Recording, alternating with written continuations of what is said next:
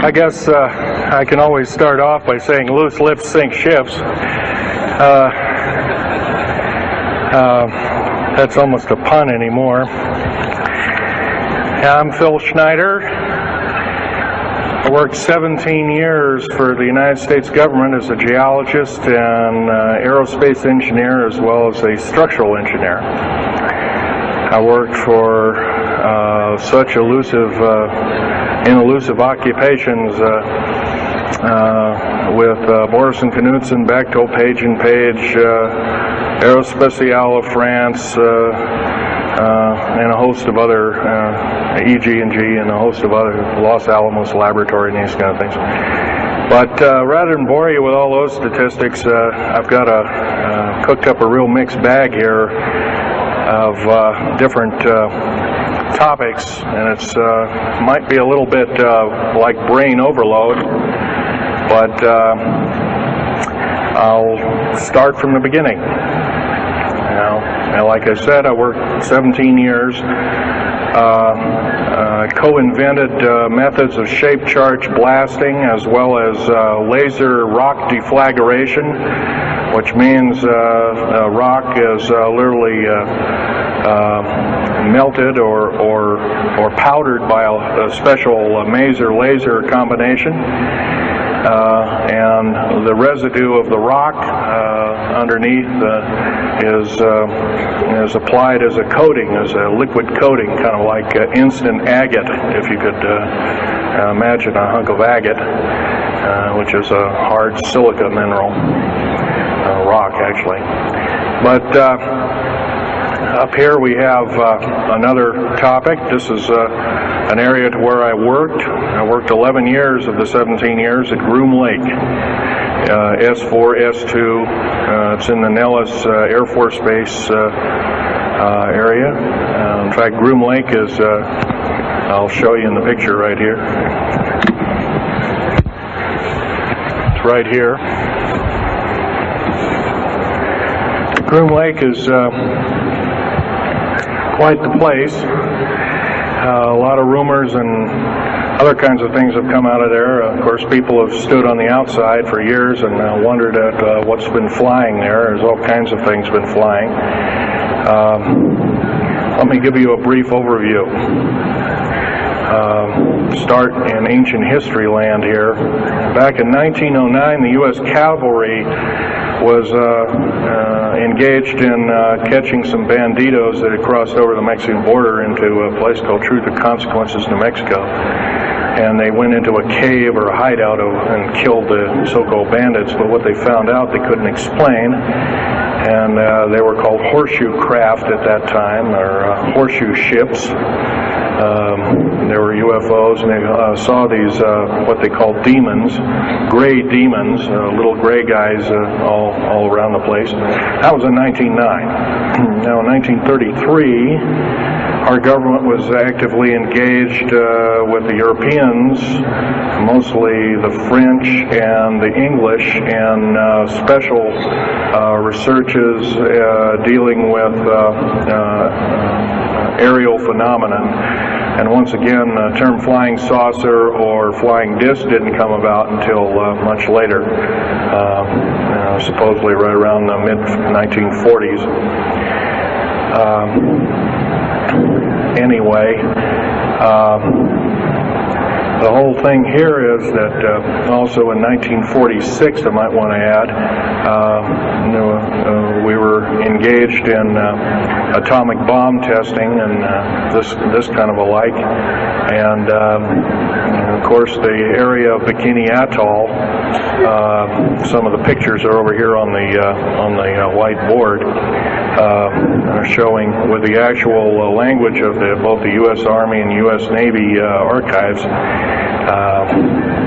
Anyway, these flying ships were seen as early as 1945, 46. Some of them were called Foo Fighters, and you name it.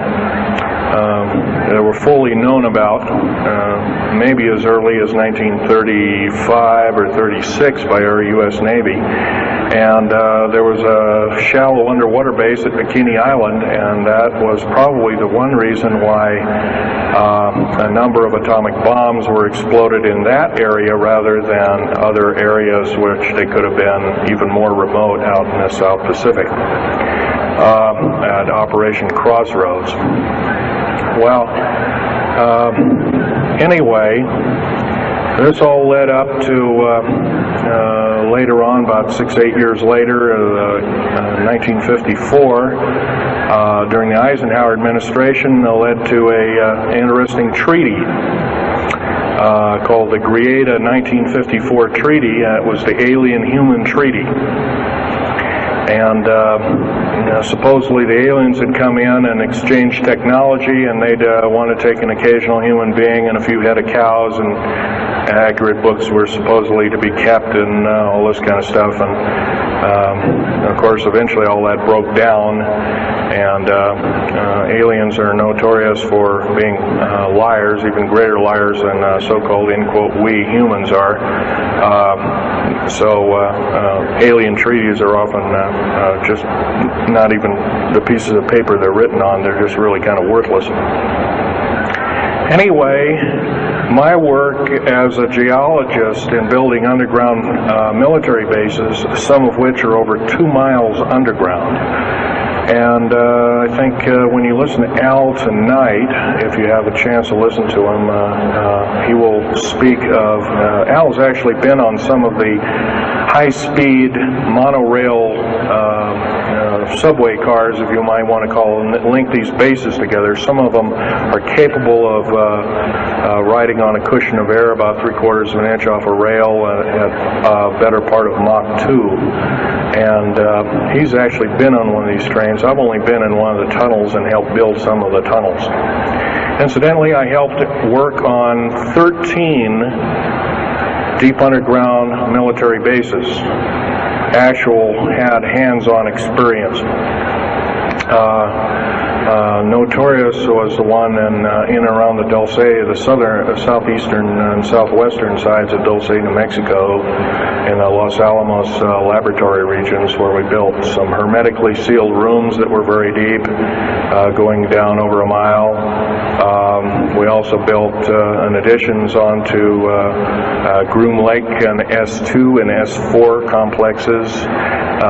There are a total of 9 underground. They're called DUMBs. Like, you can learn a lot from this dummy, but DUMB stands for Deep Underground Military Base, and or a deep underground DUM2, for instance, is a submarine base, and I have built a few of those too, which are off our continental shelves and then certain islands and out in the Atlantic and the Pacific in strategic locations. All this, I can hardly, in an hour's time, I can hardly squeeze all this in, so I'll be kind of rambling here if you just bear with me.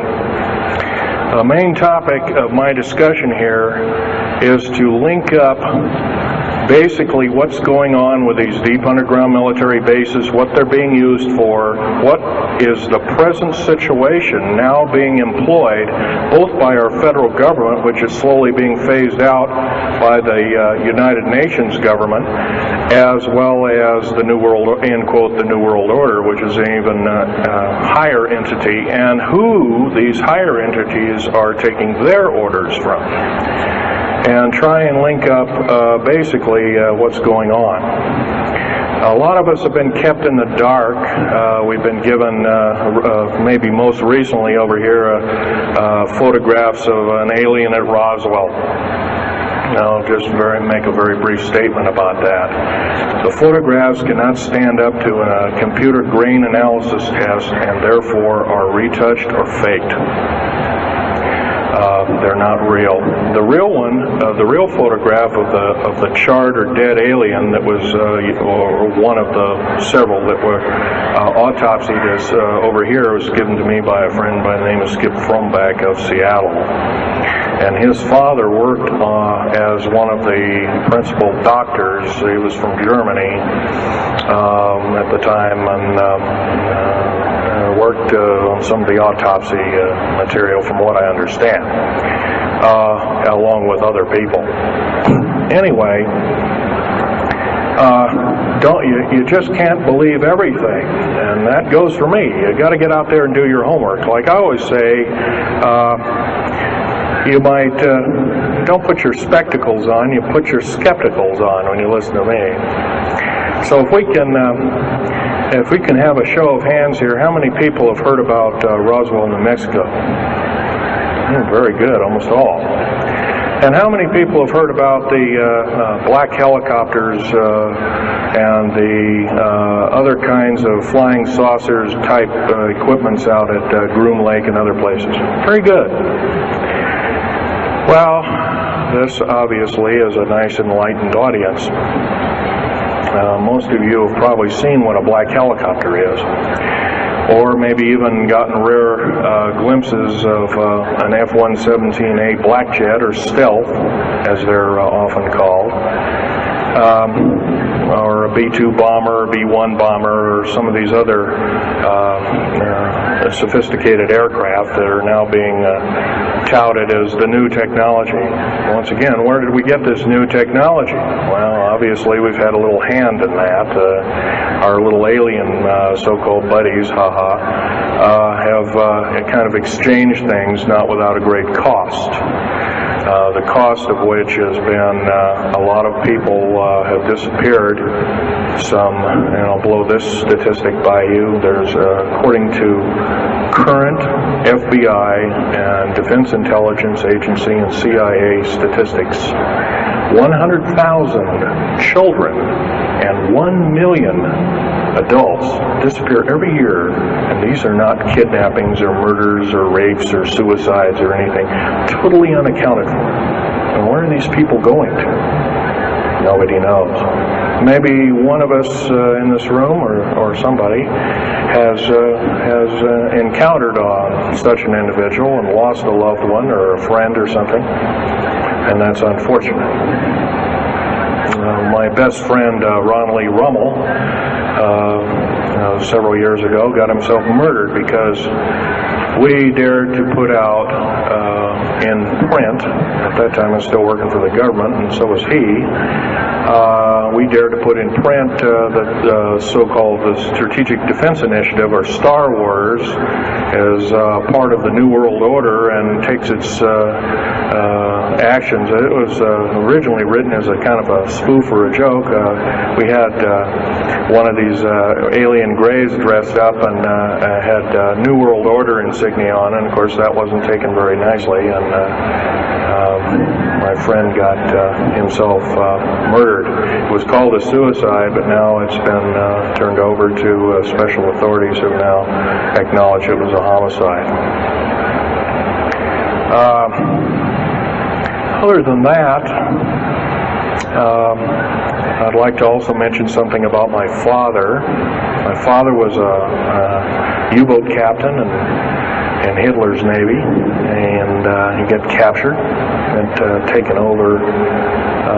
I didn't find this out until about 2 weeks before he died. On his deathbed, he kind of told everybody in total shock. I was one of them. In fact, I didn't believe him. I thought he was kind of in delirium or something like that. And of course, other things have come up since. And so, anyway, he was captured by the French, turned over to the Third Army, the U.S. Third Army, and then U.S. Third Army turned him over to the Navy.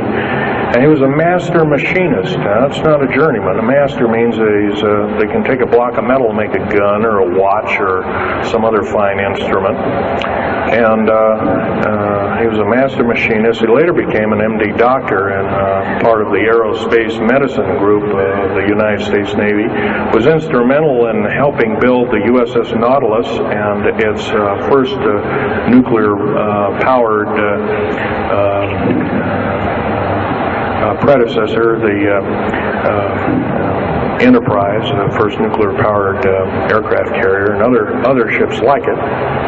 He pioneered all the ways in building very small and miniature nuclear engines, and he even helped work later on in his life. He helped develop the infamous grid bed nuclear motor, which is now employed in some things that look like flying saucers that people claim are flying saucers. Yes, we, in quote, the United States Air Force and other armed forces, are training other European forces to fly unidentified, or now identified, or, in quote, flying saucers.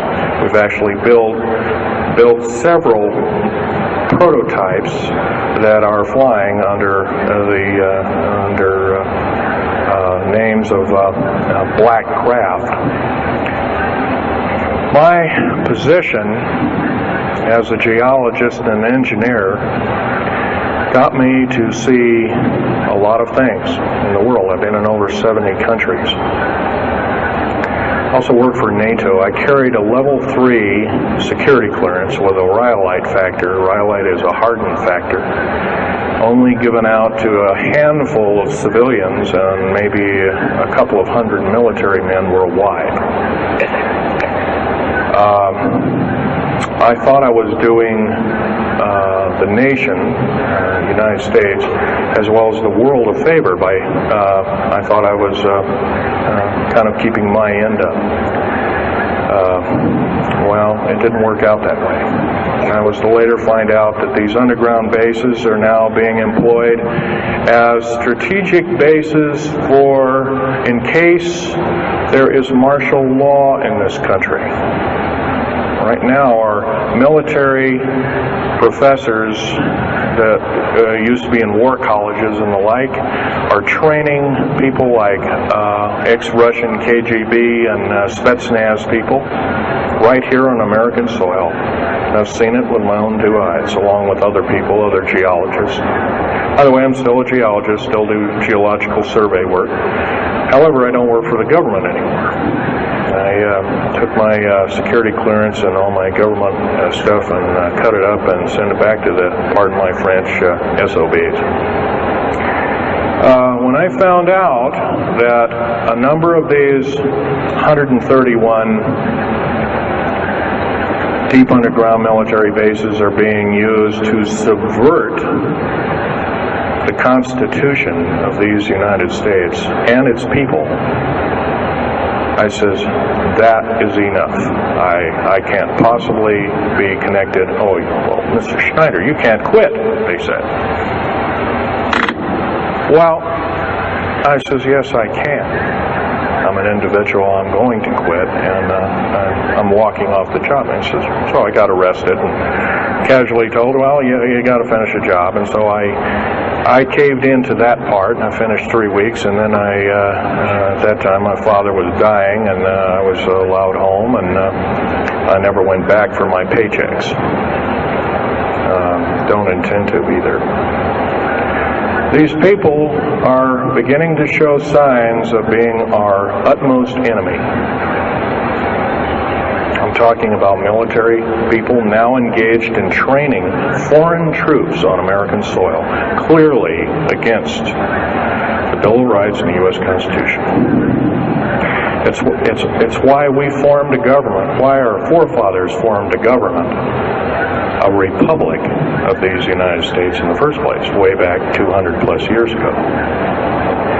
Because the drawing and quartering of soldiers, taxation without representation, law by edict, otherwise known as today's version, executive order, among other things. The very reasons that we became, in quote, free, a free republic, a free society, possibly one of the greatest nations to ever be a nation on this earth, were instilled in our founding fathers that are now so far away from the people now running our federal government structure. So I'm here today to touch upon a number of subjects. One being that these underground bases are roughly over 3 of them per state. There's now, instead of 12 prison camps, there's 39. That's almost 1 per state. They're building 2 prison camps every 7 months. They're building 2 underground military bases every year. Each one of these military bases, by the way, these underground military bases, they cost somewhere between $17 and $26 billion. They employ 1,800 to 10,000 workers each in varying grades of skill. They gobble up totally through the black budget, over 1/4 of the black budget, or roughly $310 billion. Of course, you may say, where are these figures coming from?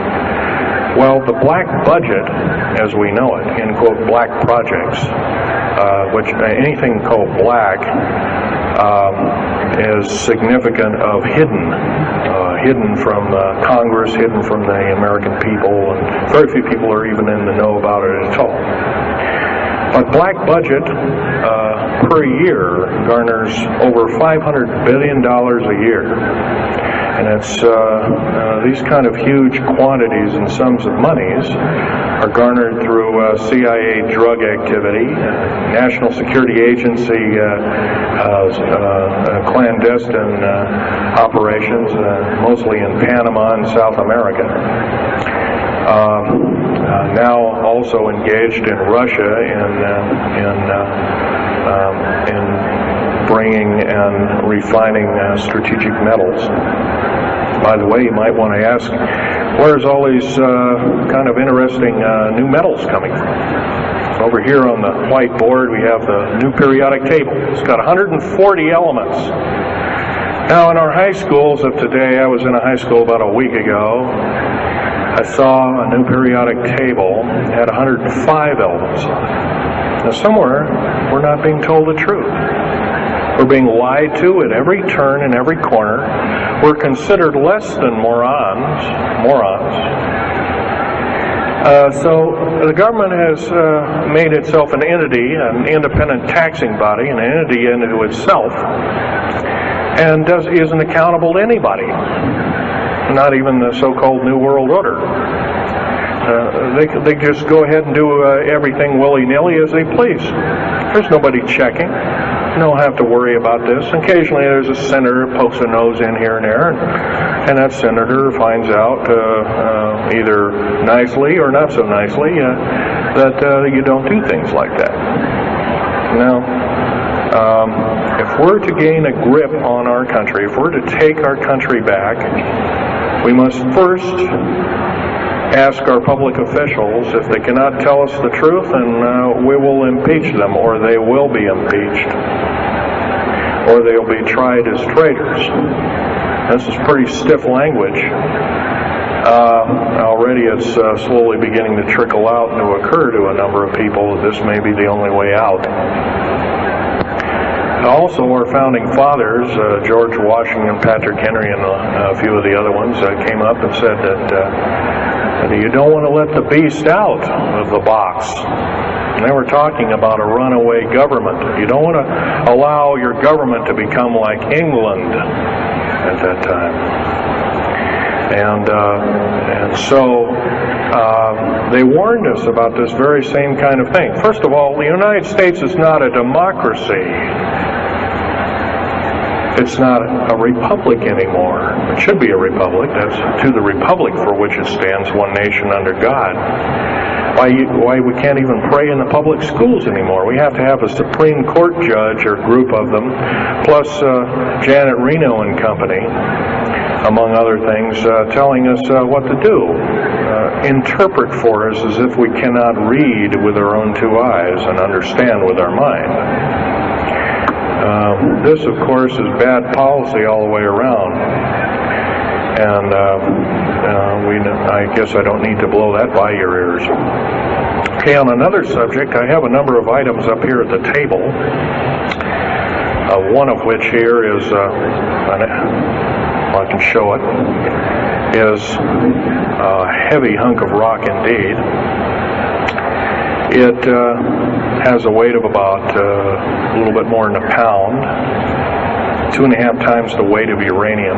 It's not radioactive, can never be made radioactive. It's composed of earth, rare earth, clays, and powdered metals, as well as an alien element, mostly from crashed, retrieved flying saucers and those of the kind that have happenstance to crash in our deserts and backyards, so to speak. It's called mironite. Now, this is employed in every stealth aircraft, every black jet, throughout the black budget.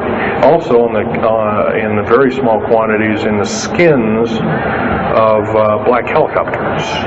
Mironite. Here's another thing. Here's a piece of probably the purest titanium you'll ever hear or see. It's so pure, it's also composed with other alien elements to make it extremely tough. It's capable of withstanding temperatures in excess of 7,000 degrees Fahrenheit. Our new Phoenix-class submarines, of which we're building 2 a month right now. Phoenix-class submarines is a black budget program. Each one of those submarines costing $208 million just for the titanium hull, which is made of this material. Approximately 10,000 pounds of it. Now, we've got, supposedly, as of the data right now, we've got 106 of these submarines. They're plying the waters and the waves. They can dive to a depth of over 7,000 feet and hold that for 3 months. It's a fantastic submarine indeed. It has 11 grid-bed nuclear motors on it, engines that run everything, purify the air. And, by the way, these aren't your usual nuclear motor installation. They're very small. They're probably no bigger than this podium, weighing less than 3,000 pounds, putting out as much as the equivalent of 3 aircraft carriers of the Enterprise class. But these Phoenix-class submarines are getting this metal. Now, where are we getting the metal? Well, it's being stockpiled in a number of strategic locations. Supposedly, I've heard stories, well, it's being mined on the moon, and I have no way of proving that, one way or another. I think we're probably getting it from Russia, or refining it in outer space. What are we shuttling? Basically, a shuttle, a secret shuttle flight.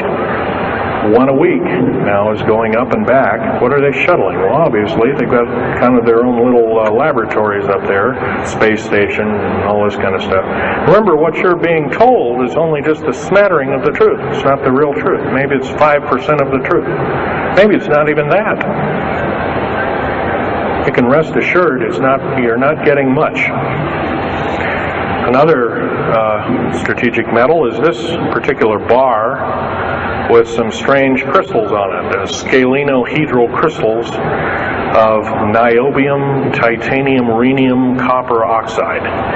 This complex group of elements, not found on the Earth in specific quantities. This was developed at Los Alamos through EG&G and other outfits, are employed in all black jet aircraft, all of them, including the, in quotes, sport model, the little flying saucer we occasionally see over at Groom Lake. And by the way now, if we happen to be with a video camera, taking pictures of the so-called area around Groom Lake, it's now, you can get your equipment confiscated, your car, your house. You're considered the same thing as a drug dealer, and you'll go to jail for up to 5 years, and $1 million fine. I personally don't think this is what I'm hearing I just don't think that this kind of punitiveness is what we need in America, and we have to get rid of it, otherwise we're going to die with no America. Here's some other elements. Here's a very light element. It's composed of lithium metal, as well as a alien element, a little heavier than hydrogen, but a little lighter than helium, also employed in this. It's used in secretive methods of propulsion, and it also is in a peculiar scalenohedral crystalline form. And anything scalenohedral, and by the way, a scalene triangle is no side is equal to another side. The scalenohedral metallic crystalline structure is definitely alien element, or alien technology converted over to our own technology. These were given to me about a year ago. They're called alien or aurora drops. It's supposedly the skins of the black jets, some of the ones that are coming in at very high rates of speed. They're still glowing red hot, white hot, and they'll sit out there and cool off, and they're dripping their material off of them. And it's kind of like a rubberized coating. It's not rubber, I can tell you that. It's as hard as lava rock or harder, capable of withstanding tremendous temperatures, but nonetheless some of it sloughs off every time, and so they just kind of scoop it up and throw it in the trash can. There are a few pieces of it.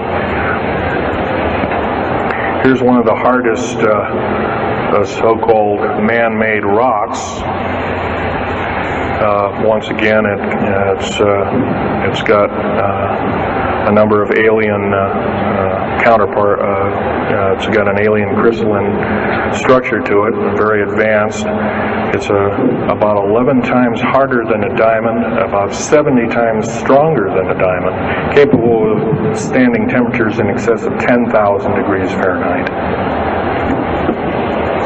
It is employed as very thin coatings or windows, tiny windows, in hypersonic aircraft that exceed Mach 5.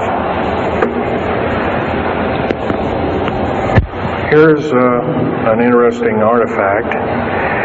Right here in this hunk of rock, which by the way was an old 100,000-year-old chipping tool found in Syria, Jordan rather, excuse me, is a imprint of, it looks like a fossil, but it's not. It's an imprint of a small mechanical part with exactly 360 kind of little rotor blades. Well, this rock is 220 million years old. Who was making machines 220 million years ago? Maybe von Däniken was right after all, huh? Here we have an actual piece of agatized fruit, or it's similar to a lime. It's even been pecked by a bird at one time, and that's still there. So it's instantly turned to agate. It is the same agate or chemical structure as material found at Hiroshima and Nagasaki after the A bombings in World War II, where grasses and flowers and petals of flowers and other kinds of things were instantly petrified, turned to agate. It is the same identical crystalline structure. However, this particular piece is about 20 million years old, and it's still got its original green coating, and it's basically unchanged. Perfect condition. Likewise, here's a garlic plant about somewhere between 20 and 35 million years of age, and once again, it's got that same pink agate coating. And here are some pieces of the metal skin from the crash disk at Roswell. It was given to me when I was 14 years old. My father was visiting one of his old friends in the Navy archives, as well as he was in the Royal Navy in England. And I, as a 14-year-old boy, I says, "Gee, Dad, can I ask Johnny something?" "Oh, go ahead, ask him. Get anything you can from him," that kind of thing. I says, "Well, gee, Johnny, well, do you think I can have a piece of this metal. Oh, no, you can't have that. And I says, oh, give it to the kid. What the heck? He won't have it very long anyway. Well, I've had it all this time. It's kind of a unique thing. They were able to break the skin of that craft, by the way, by dropping it into a bath of liquid nitrogen, hitting it with a mechanical or hydraulic hammer, and it shattered into little bits. And it was later analyzed and adapted for our own technology. All these artifacts are fine, but once again, the main part of this talk is, where's it all leading to? We get very little spin-off to where any of this is leading to. Occasionally we'll get a new computer or maybe a quartz watch or some little trinket kind of like giving the Indians beads a couple of hundred years ago. Well, we're getting these little spin-offs. But the black budget still rolls on, garnering up over $1 trillion every 2 years. It's somewhere between 1.023 trillion and 1.31 trillion dollars every 2 years. And every year it goes by and the black budget is unchecked, unaccounted for. It's just subverting our country. That's number one. Number two is that these underground military, first of all, if there was something like a nuclear war or there was a definite enemy out there where we were going to be under attack, like from China or someplace like that, I could see maybe a couple of dozen underground bases for a government, and so it could theoretically rise up like the phoenix out of the ashes. Well, not 131 of these, and if you were going to so-called round people up and put them in prison camps, what a better prison camp than underground, where nobody knows where it is anyway. So once again, these underground bases are most likely been planned as underground prison camps and slave labor factories for the New World Order. New World Order, by the way, is getting, and I'm probably the only person ever talking about this, the New World Order is taking, and the United Nations is taking its orders from, believe it or not, these more powerful outer space alien entities. We might call them the large grays or the small grays. Sinister forces indeed. And you might want to say, well, gee, how come we don't see more of this kind of thing? Well, you can just imagine. If you're only being told 5% or less of the truth, that isn't very much to go on. That's one thing. Another thing is you don't find very many people coming up here and letting you have hands-on experience. I'm going to try and do this to you. However, I do ask you to go out and do your homework and keep doing it. Don't necessarily believe in what I'm saying, but get out there and talk to people. Whether it's just a couple of neighbors or friends or something, get out there and talk. Because one will tell two and two will tell four, and then pretty soon you have a whole room full of people that are in the know. And then from there, wonders can work. Other than that, as far as changing the black budget and these clandestine programs, public opinion is only going to do that, and it's going to take millions of us. But we have to be informed, and to do that, we have to be doing what we're doing now, gathering and talking. And, of course, most of us are adults and can weed out fact from fiction. Most of us are responsible adults and know the difference between fact and fiction and how to use it or how to abuse it. And so we therefore have to continue to keep studying and keep talking. If there's just me out there, and believe it or not, there aren't very many people like myself out there talking. I've given over 30 talks in the United States, Canada, Japan, Went over to England, went into Japan kind of illegal, came back the same weekend. They flew me in and out, but gave a talk to a number of their execs, and they were very interested indeed. Now, if this was all a bunch of poppycock and hooey and poo-poo, I wouldn't be listened to, be given an audience by these people, but evidently I have. But 13 attempts on my life since the first of this year. There's a number of you ladies present, so I won't gore you out, but Al has seen some of the wounds, and there's a few other people that have been to a few of my other lectures, and they can attest that I have been shot. I've been run off the road, I've been pushed off the road, I've been mostly shot at, and that kind of thing like that. But been in hand-to-hand combat with some of these people, and once again, I'm not in the best of shape anymore, but I still know how to handle myself.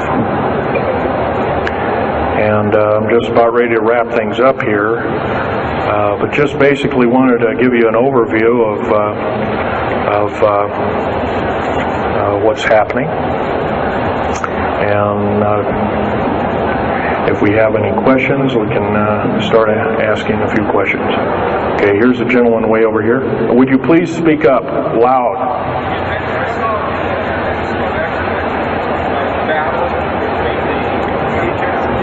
Yes, I was involved in 1979, in August, late August of 1979. I was involved working through Los Alamos Laboratories at Dulce, New Mexico, and what's now known as the Alien-Human War. 66 Secret Service agents, government workers, geologists, and the like. I almost bit the dust. I could have been number 67.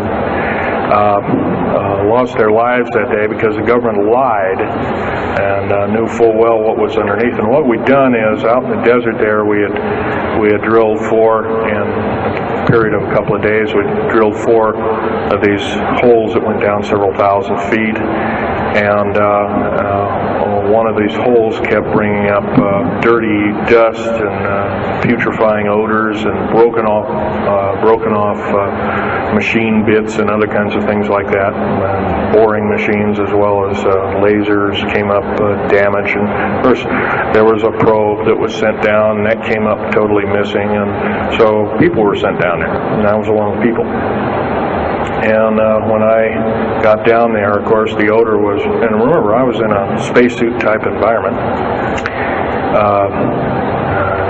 All I had was a small tool belt with special sensors, a small rock hammer, and a rucksack for mineral specimens and other kinds of things like that.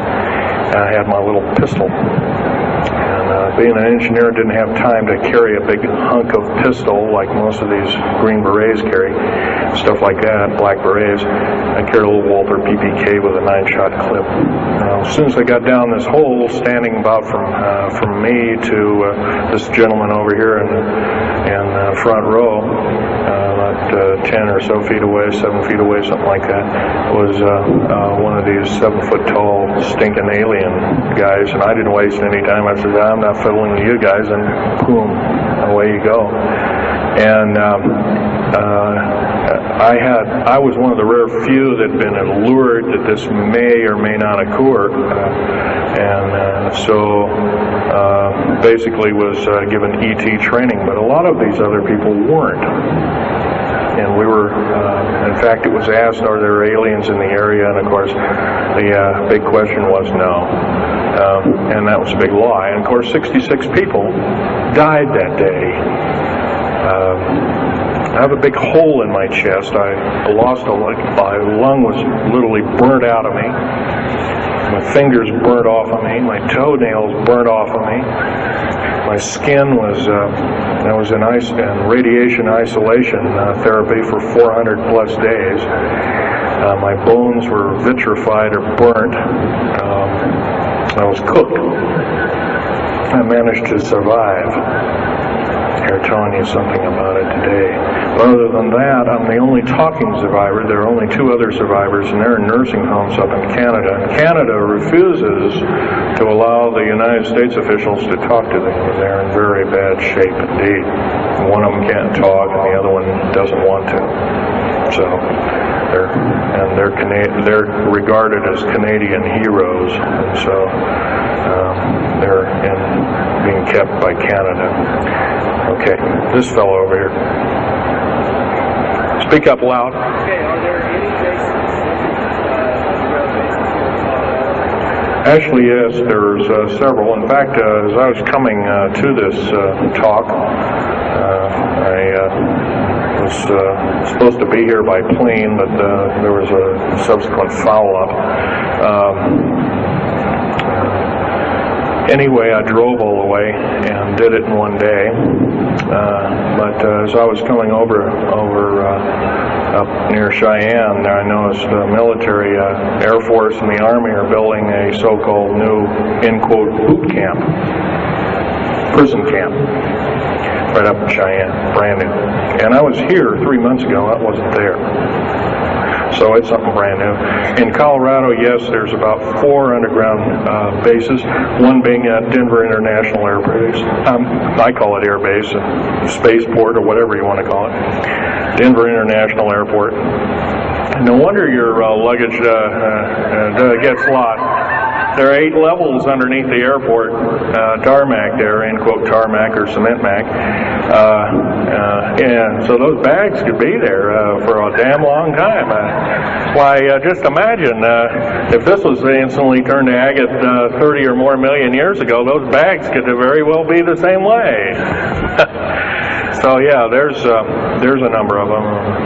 And I wish I had a map with me. In fact, in subsequent talks, I'll have a map, which will be put on the overhead. In fact, my next talk, I plan to have just that. I had planned to bring a map here and had all the latitudes and longitudes of all the bases, and I can't do that. That would be a nice jail sentence for me, so I didn't bring it. So, but other than that, I'll have that all researched for you. Yes, this woman.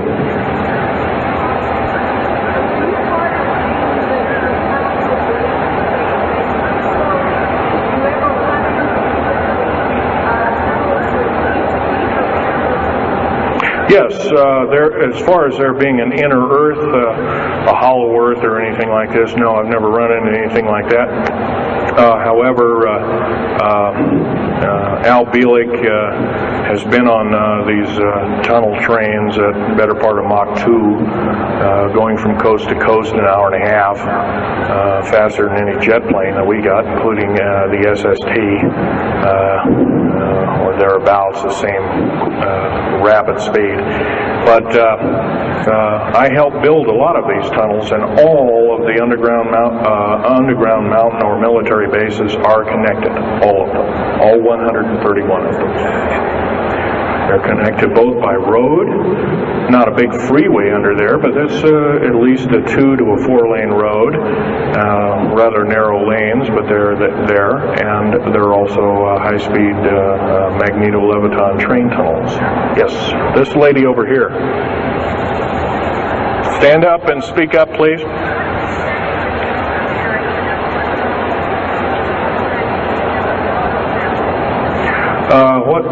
What levels of military personnel know about this?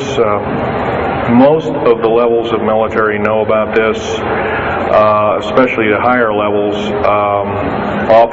higher officer levels. The enlisted, I'm sure, don't, or are basically kept in the dark like we are, end quote, we are. So, yeah. This fellow right here with the hat. Adam? Where are most of these bases located? Well, there's 131 of them in the United States, 127 of them in the lower 48. There's some in Canada, I'm not counting those. There's some in northern Mexico, I'm not counting those either. They average about 4¼ cubic miles hollowed out underground, an average depth of 5,700 feet underground. Average cost $17 to $31 billion each. They employ anywhere from 1,800 to 10,000 people. And some very large ones now being built in Sweden, one of which is repudiated to be 30 cubic miles. It will take 5 years to build that one at a cost of about $2 trillion. And that's all being supplied by the United Nations. Yes. Anybody over here? No. This gentleman. Speak up, please. Okay, you want to know exact locations of all these? Well, for where all of your Army, Marine Corps, Navy, and Air Force bases are, they're with all this present, not the ones closed down. By the way, the closed down bases are now being used for gasoline storage and equipment storage and these kind of things. So they're not really closed down yet. Boot camps, end quote, boot camps and all this kind of stuff. So-called prisoner camps and these kind of things. Right now our police, for instance, are being trained by the Air Force and the Army intelligence in martial law research, as they call it. How dare they call that by that name. So where these are, they're where every one of these strategic bases are now. In Colorado, in around Denver, there's 3 of them, and they're fairly small. Some of these bases are only maybe 2,000 to 3,000 feet in depth. Some of them were built a long time ago, back 35, 40 years ago, and they're only maybe 500 feet, and they're mostly for equipment storage. Denver, and then there's Fort Collins. There's also Colorado Springs area has a number of them. By the way, Colorado Springs is kind of a famous area. Nikola Tesla's laboratories were in Colorado Springs, and need I say more? I'll leave that up to Al Bielek. As far as Nellis Air Force Base, there's 9 underground mountain bases in Nellis Air Force Base. That's in Nevada. It's north of Las Vegas. There's going to be a UFO show and conference in Mesquite here later on this month, and that's up very close to, end quote, Area 51. That whole area, by the way, the state of Nevada is 81% end quote, managed or owned by the federal government. Land is either restricted or run by the federal government. That's why there's groups rising as we speak, dealing with the problem very vociferously, and senators are now getting involved. So evidently waking up is occurring. Yes, this gentleman over here. Speak up, please.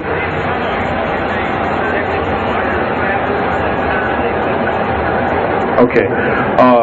Yes, they are. The gentleman asked, are these tunnels connected to large caverns? Yes, these large bases are basically like this Coliseum. Everything's underground. Everything's a city underground. Most of these bases both have military bases, and they have all the accoutrements of life. Remember, each one of these costs quite a bundle of dough, and some of it in our tax money, but most of it in clandestine approaches, and that's definitely undermining the country. Yes.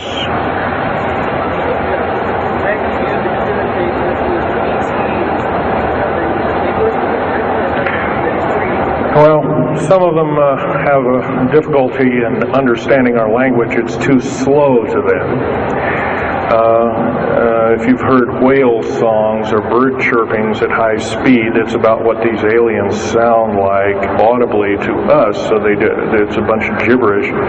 Yes, they've slowly actually broken down. There's 11 prototypes or 11 civilizations of aliens visiting this planet all the time, all of which are known by the U.S. military, 9 of which are not very very good India. They're pretty bad news. Two of which are benevolent, but the benevolent ones have supposedly left. They have their own little war of sorts, especially the Pleiadian groups and whatnot like that, of which Val Thor was repudiated to be a Venusian, but other people will alert he looks more like a Pleiadian. He looks normal human, except he's got 6 fingers and toes. He's got one oversized lung. He's got 2 hearts. He's got all kinds of weird stuff. Bones are bigger. Yep.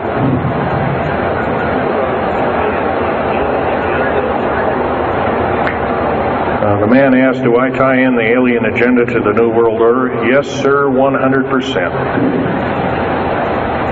I can elaborate briefly. The New World Order right now basically is dismantling countries, governments, telling governments not to war with each other anymore, basically, so that looks good on the outside. They're taking their orders directly from the aliens who've got their own timetable. They want the one world order because they want the planet for themselves. And, of course, you've often heard of the term Global 2000, and that's a supposed sinister plot, or has been a group of sinister plots to produce biological weaponry to reduce or thin out the so-called ethnic cleanse the population of the planet by 5/6, or roughly 5 of 6 billion people, enslaving the rest to work willy-nilly with the so-called people of the New World Order. Now, another peculiar thing is the alien agenda is not really well believed nor understood by a lot of these one-worlders.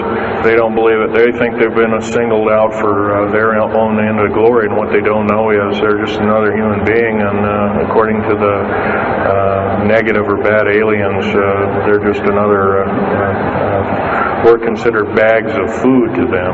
They don't eat us like we think of a cannibal eating a hunk of meat, but they use our glandular secretions as part of their food base, their blood and our glandular secretions like adrenal chrome and other kinds of things like this. And in fact, the Atlanta Center for Disease Control has figured out ways that we can combat this and all this kind of thing like that. It might be where these new designer diseases like AIDS and Ebola and hantavirus and all these kinds of things have come up out of nowhere, and these diseases, end quote, almost have a mind of their own. Yes, this lady here.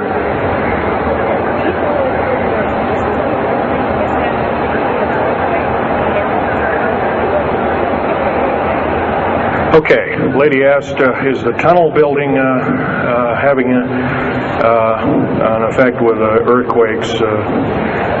Yes, it could very easily be, although you've got to remember a lot of these underground bases are constantly being repaired, and so a lot of people have to be hired.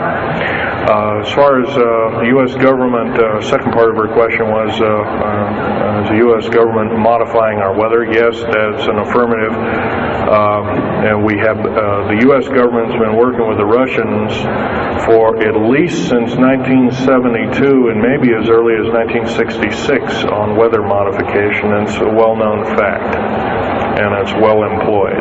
And by the way, they can literally weather modify a hurricane or a tornado out of existence. And the reason they don't do it is pretty obvious. Yeah, right. Or they could actually send a plane inside of a hurricane, for instance, that would blow off an atmospheric bomb or a shockwave bomb in the eye of the thing, and it would completely dissipate. Well, they don't do this, of course, and there's probably other reasons for that, to see which way it goes or what kind of havoc and how we can study the havoc, and we go from there. This fellow way in the back in the black.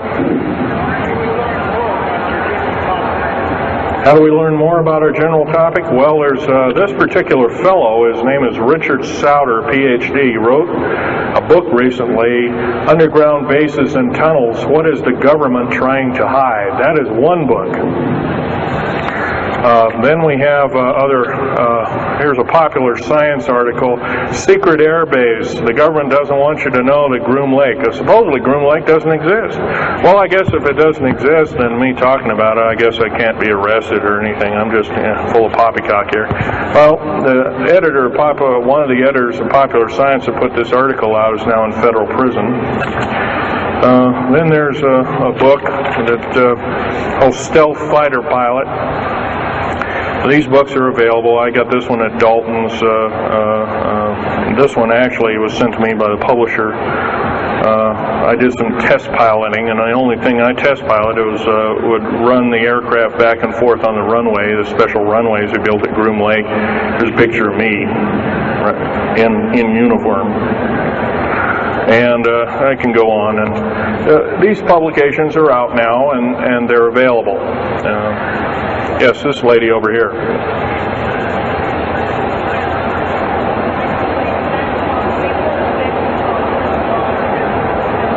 I can't hear you. What?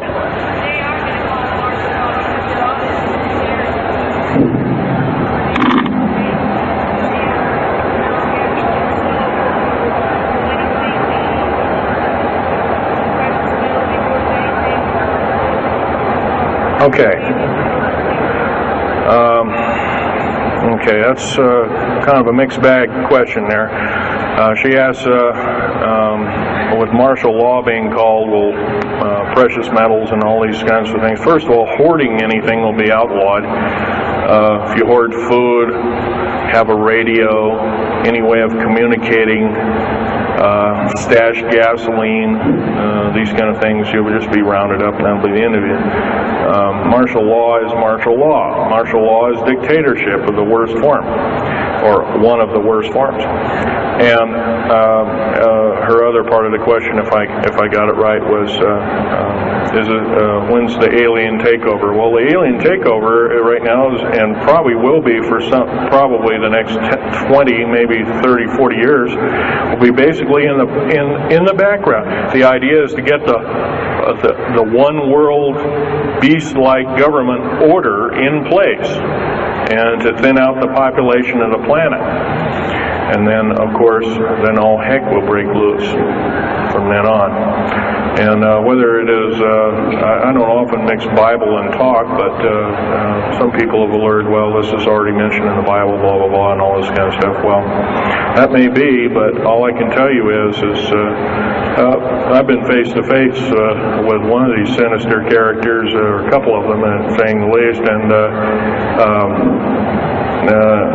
most people would, just the shock of them seeing such a thing would cause them to not be in very healthy mode, frame of mind, as physical as well as mental. This man here in the blue coat.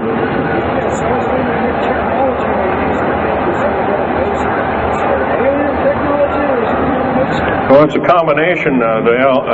What technology is used to build these underground bases? Well, we have lasers that can drill out, or basically deflagrate or melt out a tunnel 7 miles a day. And that tunnel is 28 feet wide, 28 feet high. You've been told about drilling and boring machines in a very slow, quarter of a mile a day. Most of that went out in World War II. Most of that's all World War I or World War II era materials. And once again, you've been badly lied to. I can hardly believe, first of all, I've worked on public engineering projects, and we do better in grinding up road beds and laying them down at the rate of 4 miles a day, and supposedly that doesn't exist. Well, I worked on one, state of Oregon just a few months ago, and we built a tunnel for sewage tunnel and whatnot like that. It wasn't very big. It was about 6 feet across, and I drilled right through solid rock, right to base of under one of the hills in Portland for their new light rail. Did that in 2 days. but it was a small, complex tunnel. It was big enough for a man to crawl through and inspect, and I was one of the people that inspected, so yeah. What technology? A lot of this is alien technology, readapted for our own use, but a lot of it's our own ingenuity too. So you can bet, how can you tell alien technology? Well, anything that's just absolutely outlandish, like taking a oxyacetylene welding torch and trying to cut into this metal and getting nowhere, obviously would be metals research, aircraft research and the like, and different tools and products, which things that are many times the hardness of diamond or known hardened substances like boron. Obviously, that's nothing that we came up with on our own. What we could have over a several hundred-year period. But you've got to remember, too, that the military technology is outstripping the public sector technology at the rate of 44 to 45 years of technology for every calendar year, every 12-month calendar year here. So every year going by this time in 1996, the military technology will be roughly 45 years more advanced than where we are today. So it's quite possible that way back in 1943, the U.S. Navy not only caused the ship to disappear, it literally disappeared and reappeared. Basically, military technology right now is about 1,200 years more advanced than public state technology. And computer technology right now, it's off the scale. I can't tell you. It's just right now, and employing just in black jet and stealth aircraft, the new computers are so completely advanced that we couldn't get them in the public sector for maybe another 40 or 50 years. Yes, this lady here.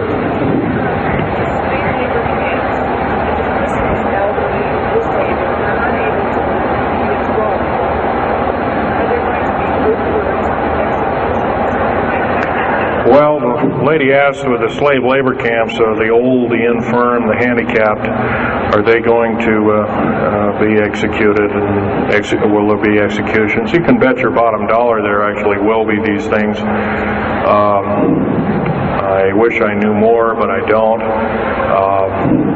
I've had my own agenda to kind of keep up and talk about. But other than that, yes, I would imagine so. If you look at all the 39 prison camps that are presently built, and they're called boot camps, by the way. And of course, these new trains that they have that have 143 shackle placements per train, they're a scary thing indeed. You know what they're called? They're called United Nations Prisoner Transfer Cars. Oh, that's an appropriate name, I guess. Well, we got to wrap it up here. They're telling me it's time. I'll take one more question. This lady over here.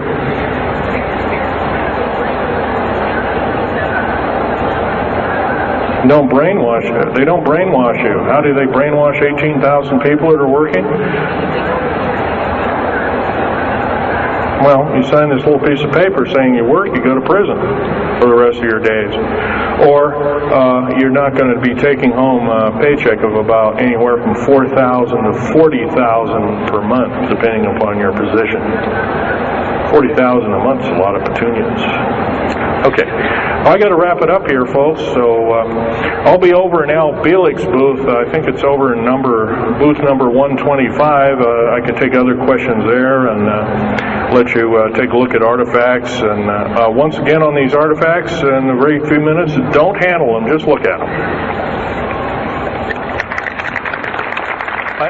Thank you very much.